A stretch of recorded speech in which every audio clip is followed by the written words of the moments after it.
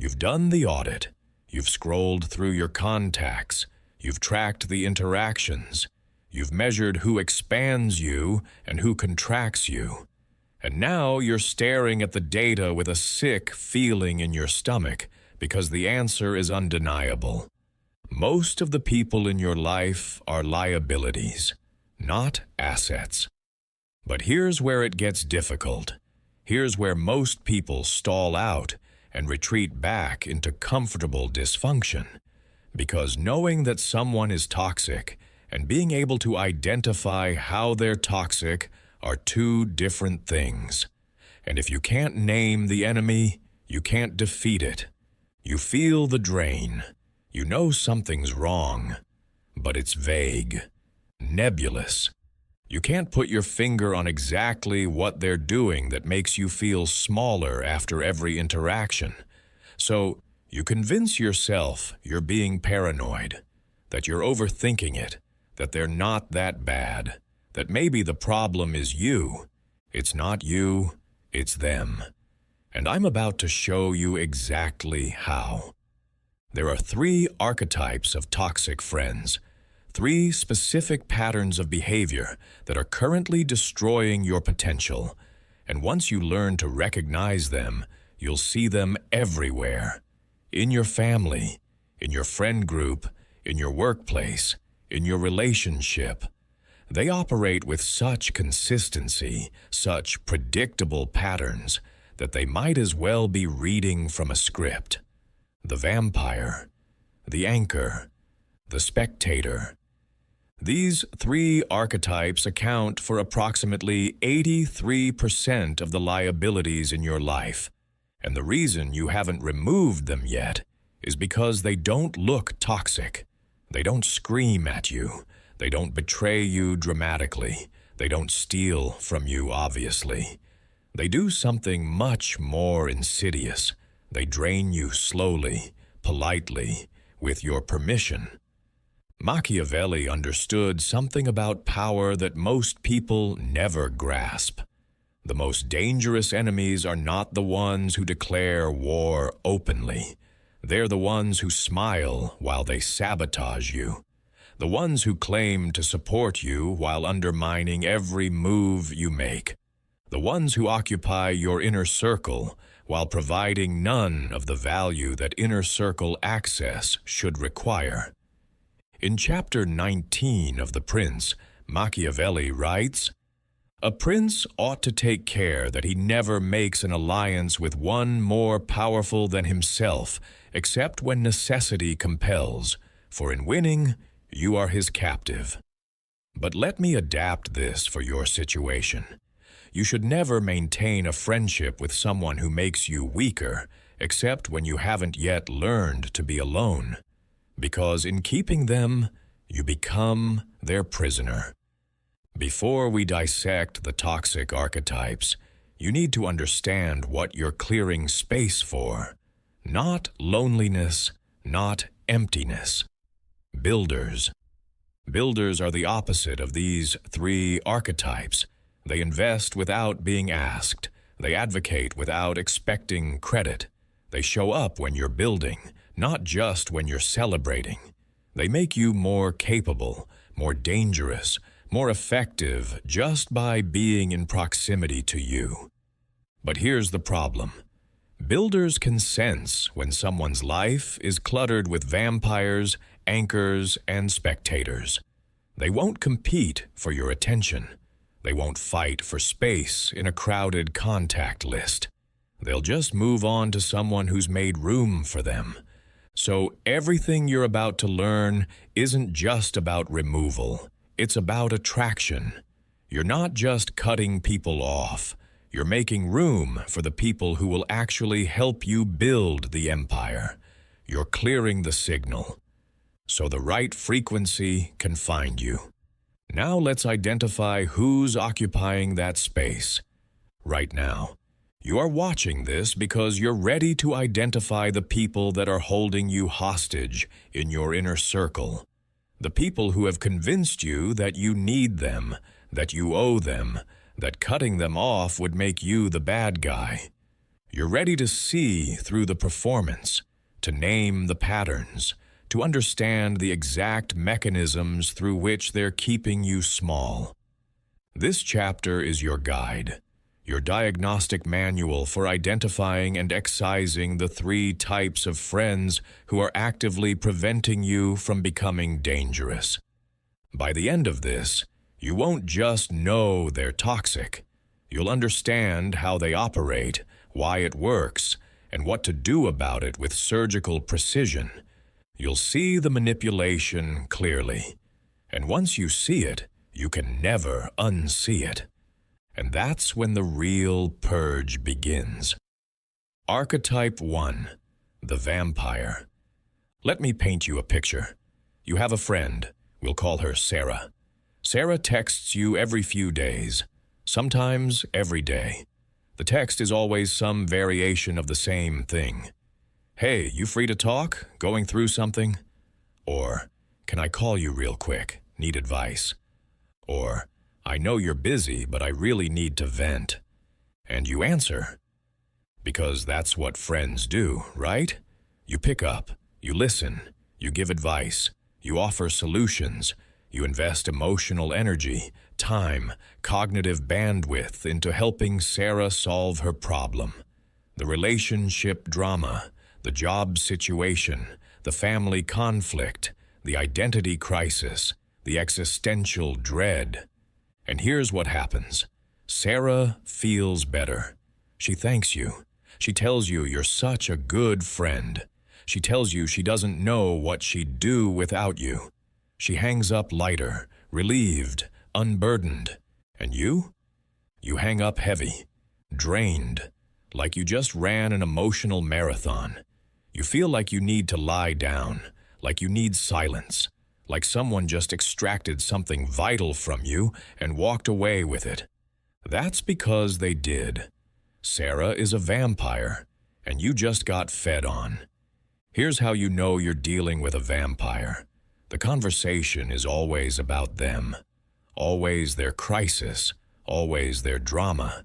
You could have the worst day of your life, and if you mention it, the vampire will listen for approximately 90 seconds before redirecting the conversation back to their problems. That's tough, yeah. Hey, speaking of tough situations, let me tell you what happened to me. The vampire doesn't ask how you're doing unless they need something. They don't check in when things are calm. They only appear when they're in crisis. And here's the dark part. They're always in crisis. There's always something. The crisis never ends because the crisis is the relationship. Machiavelli would recognize this pattern immediately. In his observations of court politics, he saw countless nobles who positioned themselves as perpetually needy, always requesting favors, always in some form of distress, always requiring intervention.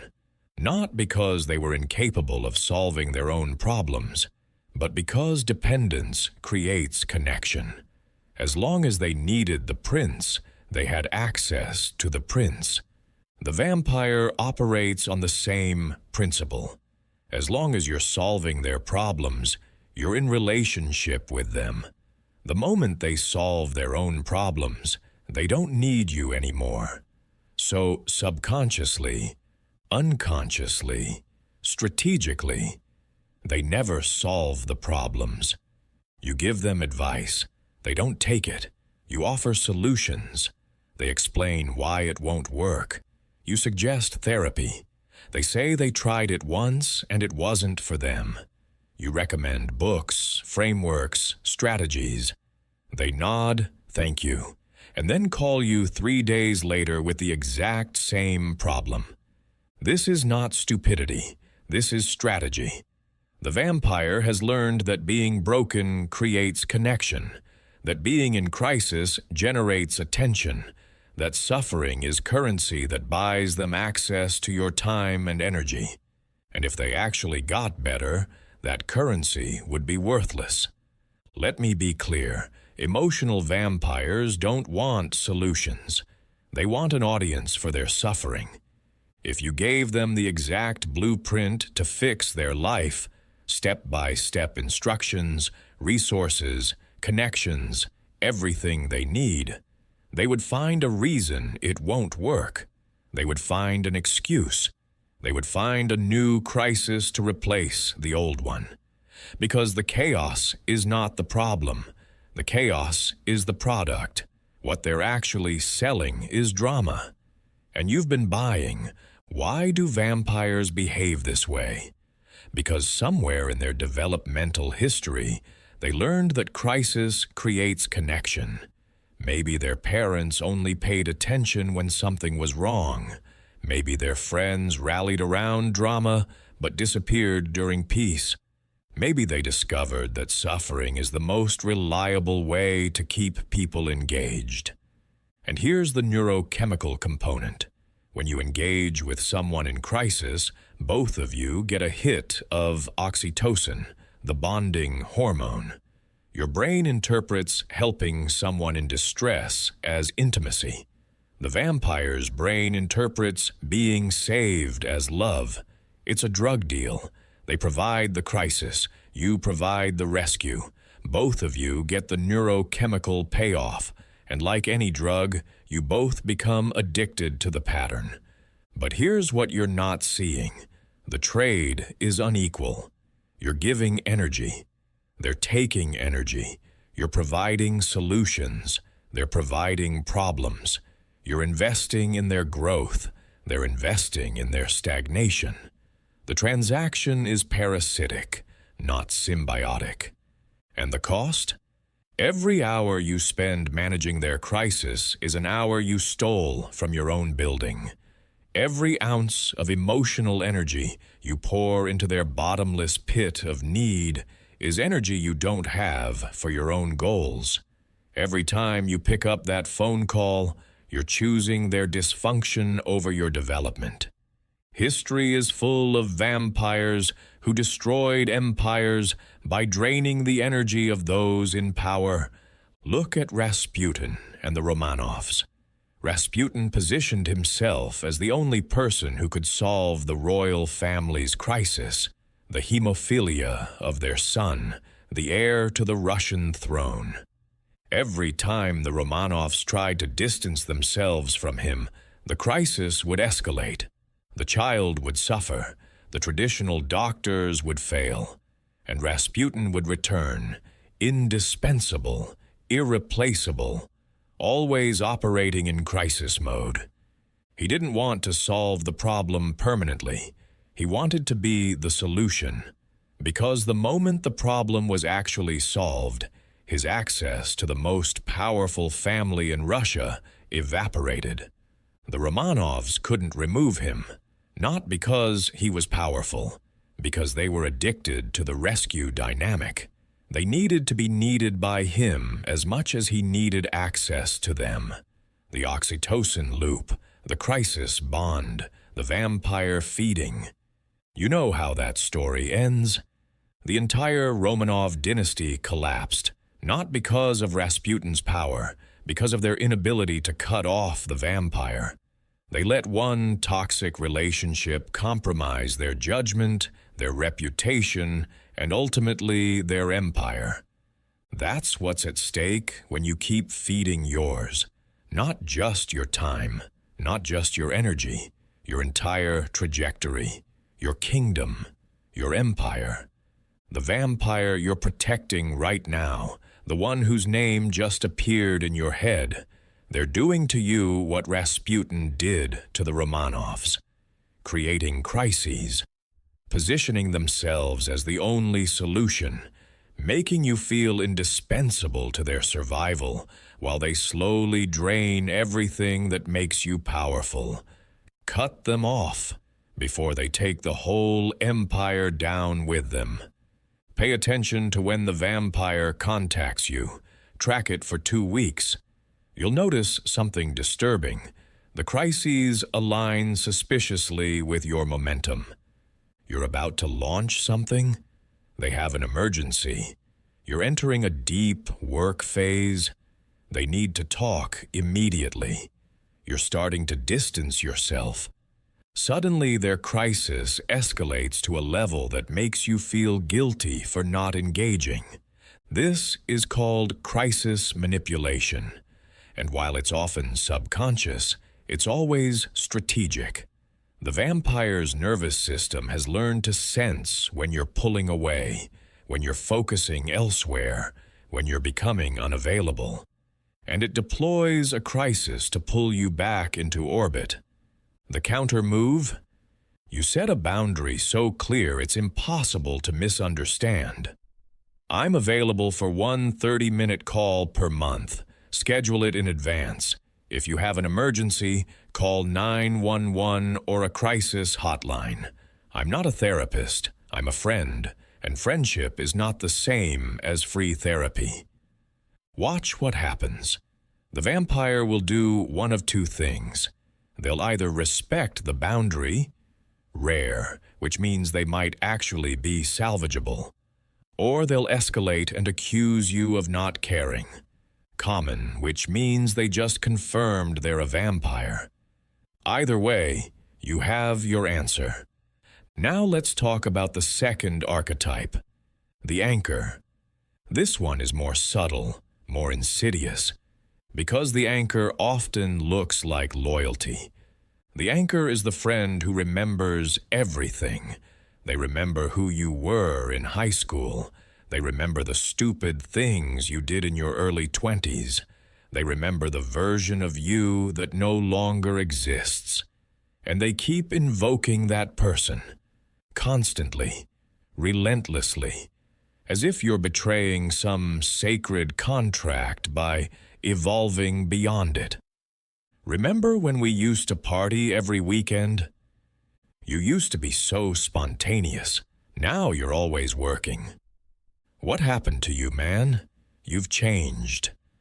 That last one, that's the kill shot. You've changed. Said with disappointment, said with accusation, said like you committed treason by daring to grow. And here's what you need to understand. When someone says, "You've changed," as an accusation, what they're actually saying is, "Your growth is highlighting my stagnation, and I need you to stop growing so I don't have to feel inadequate."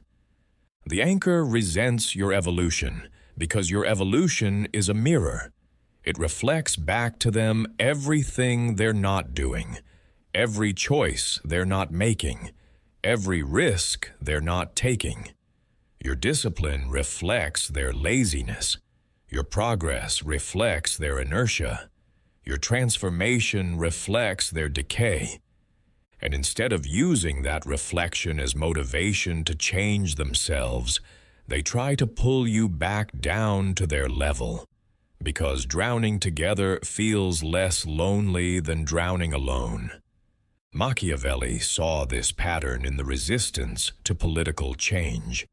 In Chapter 6 of The Prince, he writes, "It should be borne in mind that there is nothing more difficult to arrange, more doubtful of success, and more dangerous to carry through than initiating changes.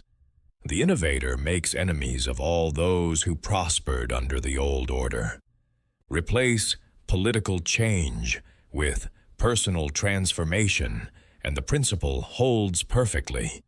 When you change, you threaten everyone who benefited from the old version of you, the version that was available, accessible, predictable, comfortable, the version that made them feel okay about their own mediocrity. The anchor needs you to stay the same because your sameness validates their stagnation. Your growth invalidates it. So they weaponize nostalgia. They invoke the good old days, as if the past was objectively better than the present, as if staying the same is virtue and changing is betrayal. But here's the truth about those good old days. They weren't that good. You were broke. You were directionless. You were operating at a fraction of your potential. You were comfortable, yes. But comfort and growth are mutually exclusive. You cannot have both. And the anchor wants you to choose comfort. Let me show you how this plays out. You have a friend. We'll call him David. You and David have been friends since college. You partied together, struggled together, figured life out together. You were both broke, directionless, spending weekends playing video games and complaining about jobs you hated. Then you changed. You got serious. You started waking up early. You stopped drinking. You started building something.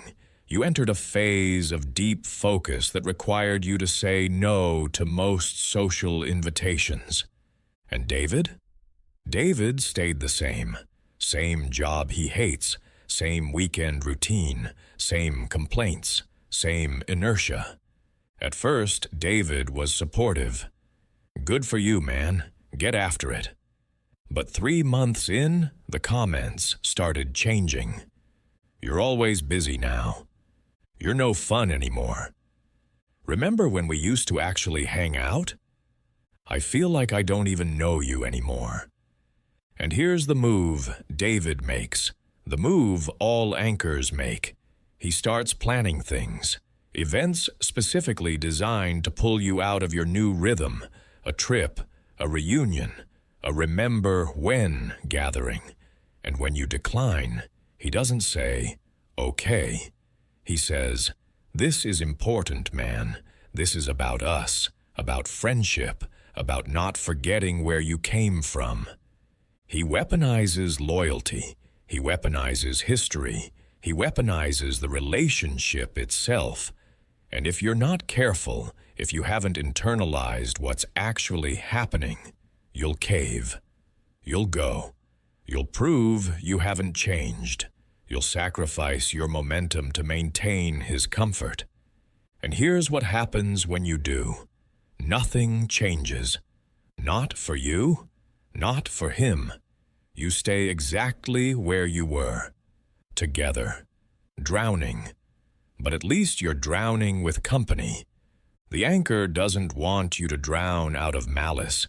The anchor wants you to drown because drowning together feels less lonely. Because if you swim away, you're not just leaving them behind.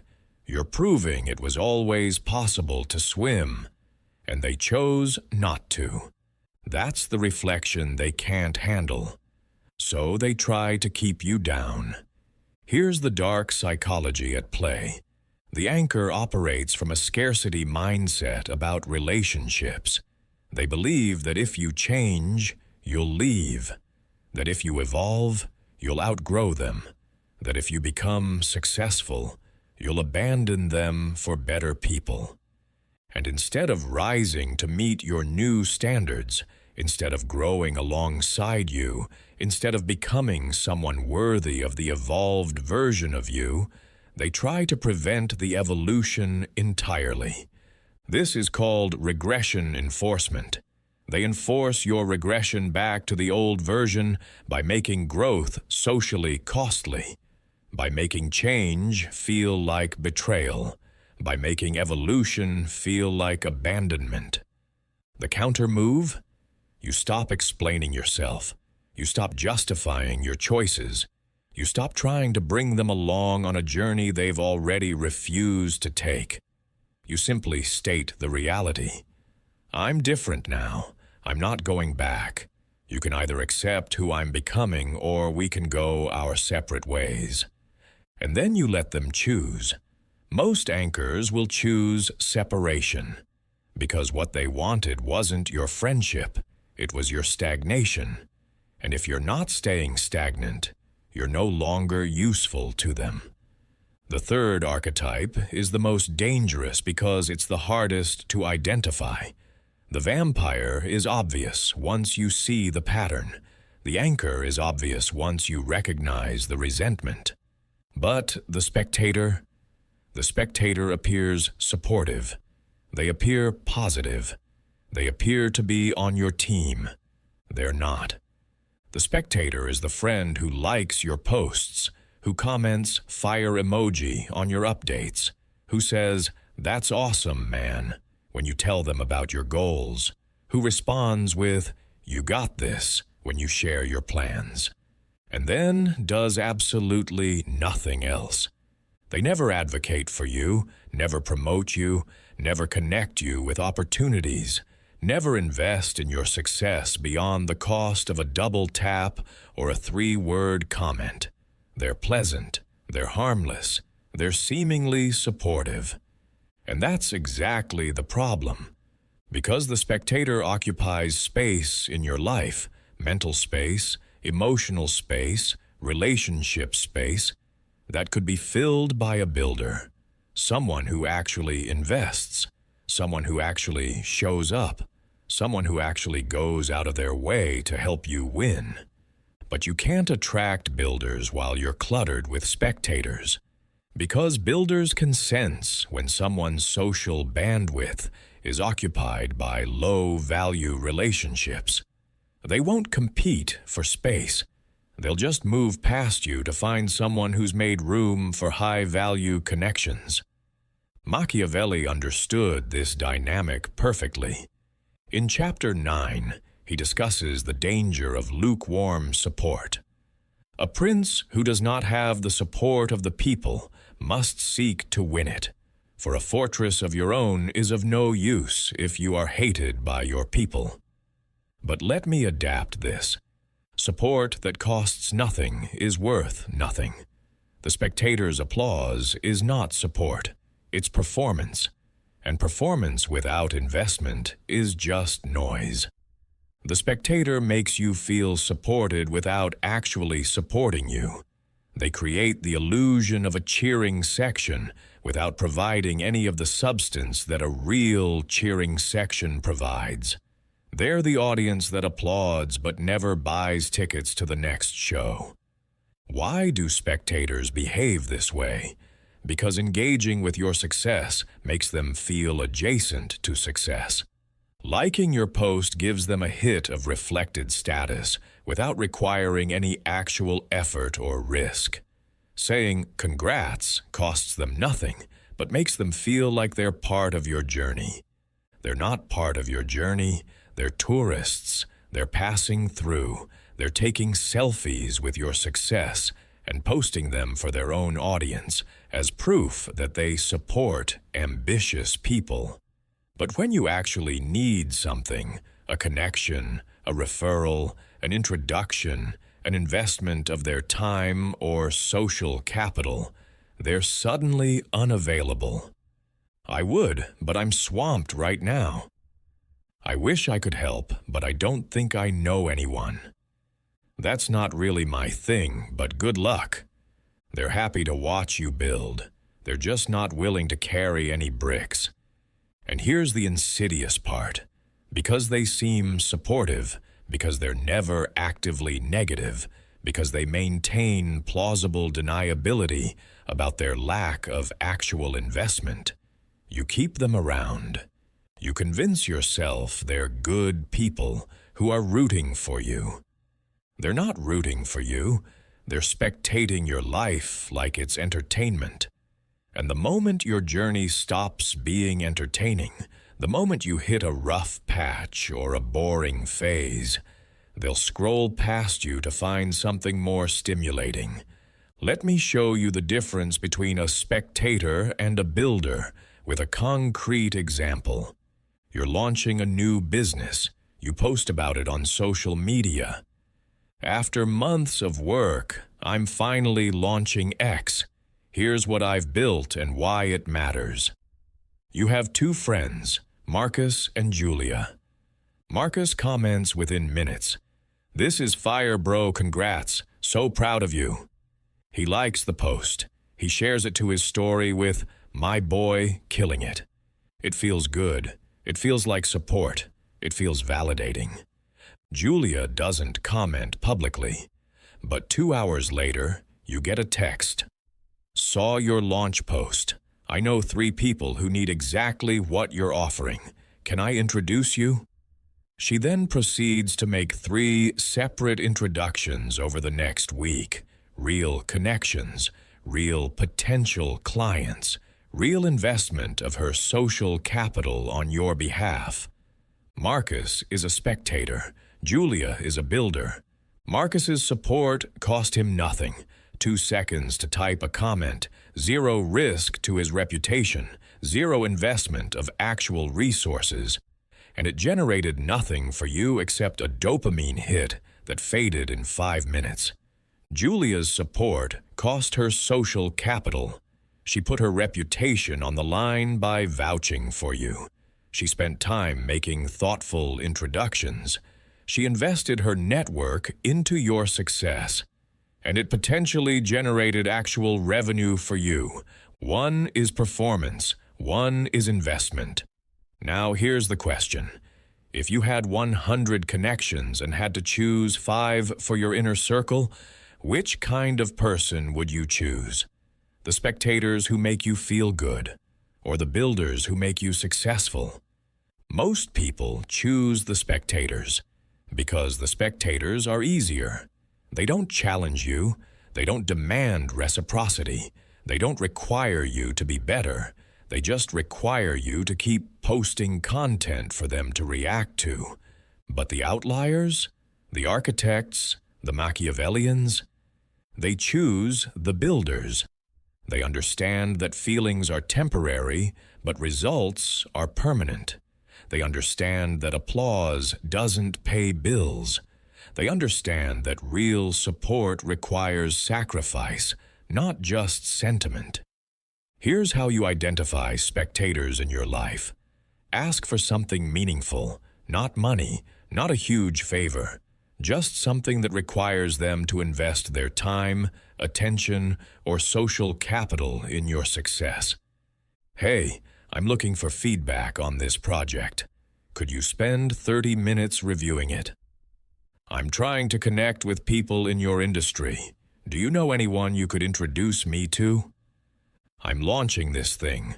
Would you be willing to share it with your network? The builder will say yes without hesitation. They'll invest because they genuinely want you to win, because that's what builders do. They build together. They understand that your success doesn't threaten theirs. It amplifies it. The spectator will hedge. They'll make excuses. They'll offer vague promises. Yeah, for sure. Send it over and I'll check it out when I get a chance. Translation, never. I don't really know anyone, but I'll keep my ears open.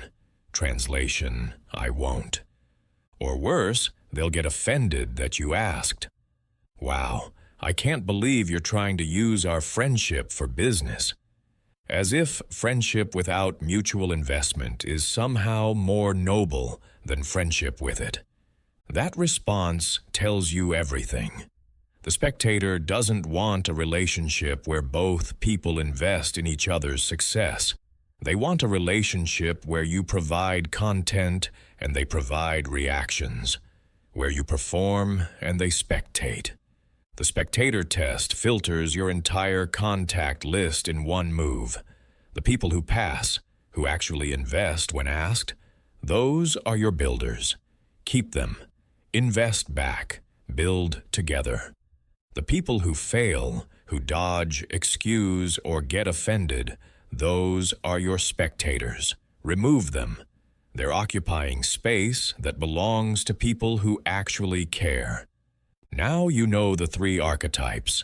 The vampire who drains you, the anchor who holds you down, the spectator who performs support without providing it. You can see them clearly now. You can name them. You can identify their patterns in real time. But knowing and doing are different. Most people will get to this point, will see the toxicity clearly, and still do nothing. Because seeing the problem and solving the problem require different levels of courage. Seeing the problem requires awareness. Solving the problem requires ruthlessness. So let me give you the exact protocol for removing each archetype. Not theory. Tactics. The specific moves you make to execute the purge with surgical precision. You don't owe the vampire an explanation for why you're distancing yourself. You don't owe them a conversation about boundaries. You don't owe them a chance to change. Because here's what will happen if you try to communicate with a vampire. They will turn your boundary setting into another crisis. They will make you the problem. They will weaponize your attempt at healthy communication into evidence that you're abandoning them. So you don't explain. You just implement the energy cap protocol. Step 1. Stop initiating contact. Never reach out first. Never check in. Never ask how they're doing. Let the relationship exist only when they initiate. Step 2. When they reach out with a crisis, respond with maximum 48-hour delay. Just saw this, sorry. That sounds tough. Hope you figure it out. No offer to talk. No offer to help. Just acknowledgement and distance. Step 3. When they ask to talk, you're always busy. Swamped right now, can't talk. Maybe another time. Don't suggest a specific time. Keep it vague. Keep it perpetually delayed. Step 4. If they escalate, if they accuse you of not caring, of being a bad friend, of abandoning them, you respond once with clarity. I care about you, but I can't be your emotional support system anymore. I hope you find what you need, but it can't come from me. Then silence. No matter what they say, no matter how they escalate, silence. Most vampires will give up after a few attempts. They'll move on to find someone else to feed from. A few will escalate dramatically. Threats of self-harm, accusations of cruelty, public shaming. If they do this, you've just confirmed they were never your friend. They were your captor. And captors don't release prisoners willingly. Block them. Completely. Everywhere. No guilt, no second thoughts. They just showed you exactly who they are. Believe them. The anchor is different. The anchor often has genuine history with you, real shared experiences, legitimate bonds from a version of your life that mattered. So the removal requires more care, not because you owe them something, but because you owe yourself the dignity of clean endings. The Identity Reset Protocol. Step 1. Stop engaging with nostalgia. When they say, remember when, you say, I do. That was then. This is now. No elaboration, no trip down memory lane, just acknowledgement and present focus. Step 2. Stop explaining your growth. When they say, you've changed, you say, I have, and I'm not done yet. No justification, no defense, just fact. Step 3. Invite them forward instead of staying back. I'd love to stay connected, but it has to be based on who we're becoming, not who we were. If you're interested in that, I'm here. If not, I understand. This is the filter. The anchor who can evolve will take you up on it. They'll make an effort to understand your new direction. They'll grow alongside you. These are rare, but they exist. These anchors can become builders. The anchor who can't evolve will reject the offer. They'll say something like, I just want my old friend back. To which you respond, that person doesn't exist anymore. This is who I am now. You can accept that or not, but I'm not going backward. And then you let them choose. Most will choose to let you go, not out of malice, out of inability. They cannot meet you where you are, and you cannot go back to where you were. Mourn it if you need to. Feel the loss. Acknowledge what you had, and then keep moving, because staying behind to keep them comfortable is not loyalty. It's self-destruction. The spectator is the easiest to remove because they barely exist in your life anyway. They're not demanding your time. They're not creating drama. They're just there, taking up space, creating the illusion of community without providing any of its value. The Access Audit Protocol. Step 1.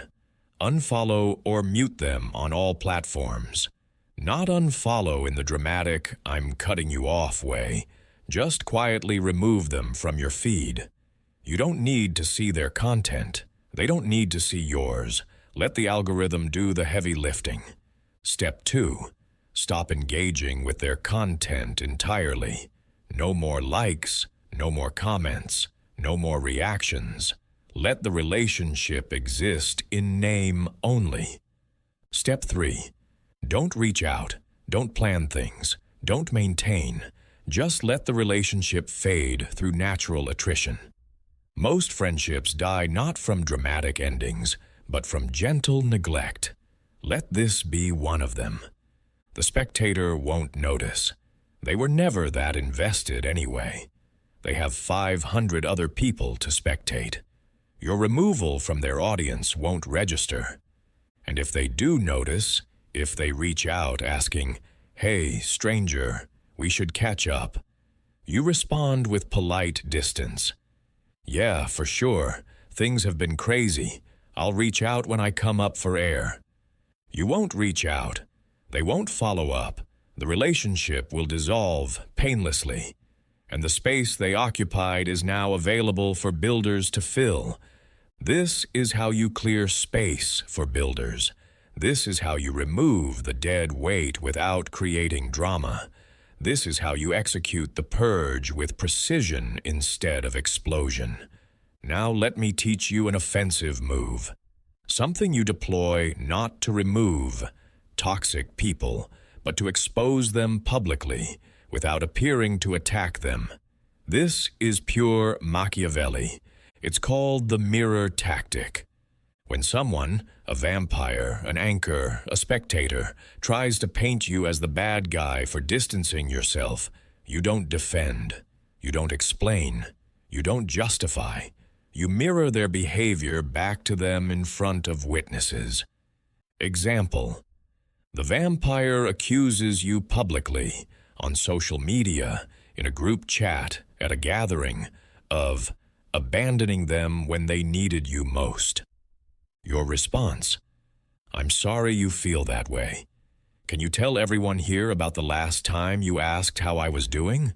Not when you needed something, just checking in on me. Take your time, I'll wait." Silence.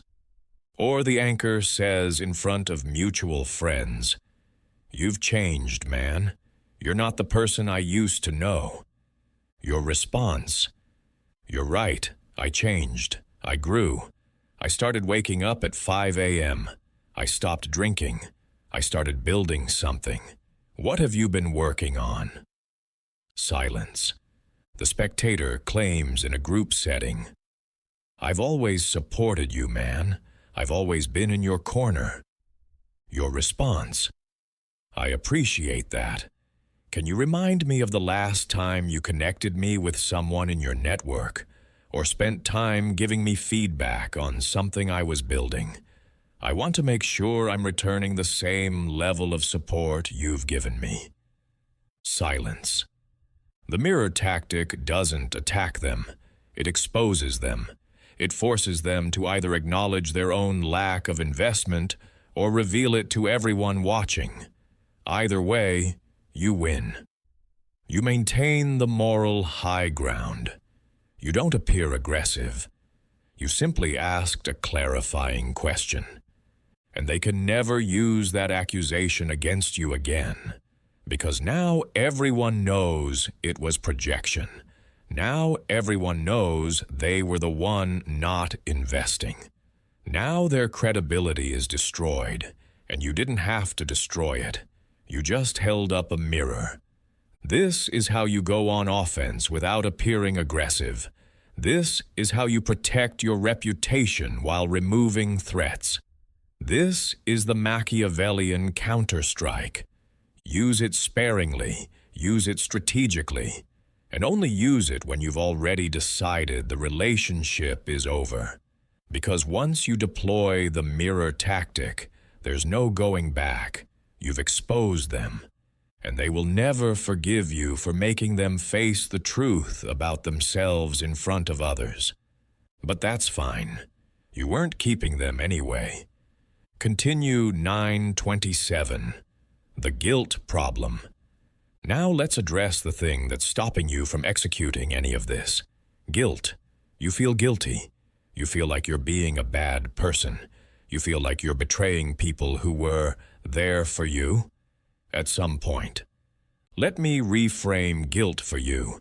Guilt is not a moral compass. Guilt is social conditioning. It's the mechanism society installed in you to keep you available, accessible, and manageable. It's the voice that says, good people don't cut others off, and loyalty means tolerating toxicity, and you owe them because of history. You don't owe them. You don't owe anyone access to your life just because they had it once. Relationships are not tenure-track positions. There is no seniority system where 10 years of friendship grants them lifetime access, regardless of current value. Machiavelli wrote in chapter 17, "Upon this a question arises, whether it be better to be loved than feared, or feared than loved. It may be answered that one should wish to be both, but because it is difficult to unite them in one person, it is much safer to be feared than loved, when of the two either must be dispensed with. Apply this to your friendships. It is better to be respected than liked, better to be admired from distance than drained from proximity, better to be alone with your standards intact than surrounded by people who demand you lower them. The guilt you feel is not evidence that you're wrong. It's evidence that you're breaking social programming. And breaking programming always feels wrong at first. It's supposed to. That's how the program protects itself. Feel the guilt. Acknowledge it. Understand where it comes from. And do it anyway. Because on the other side of that guilt is freedom. The freedom to build relationships based on mutual investment rather than historical obligation. The freedom to say no without explanation. The freedom to protect your energy without apologizing for it. The guilt will fade. It always does. And what replaces it is something far more valuable. Self-respect. Here's what happens when you successfully remove all 3 archetypes from your life. When the vampires stop draining you, when the anchors stop pulling you back, when the spectators stop occupying space that belongs to builders. You wake up one day and realize you have energy again. Real energy. Not the depleted, running on fumes energy you've been operating on for years. Actual surplus. Actual capacity. Because you're not spending 3 hours a week managing other people's crises. You're not spending emotional bandwidth defending your growth to people who resent it. You're not maintaining dozens of shallow relationships that provide nothing but the illusion of community. Your calendar has space. Your attention has focus. Your energy has direction. And all of it is now pointed toward one thing: building. And here's the paradox, the beautiful, ironic paradox that Machiavelli would appreciate. The moment you stop needing people, people start needing you.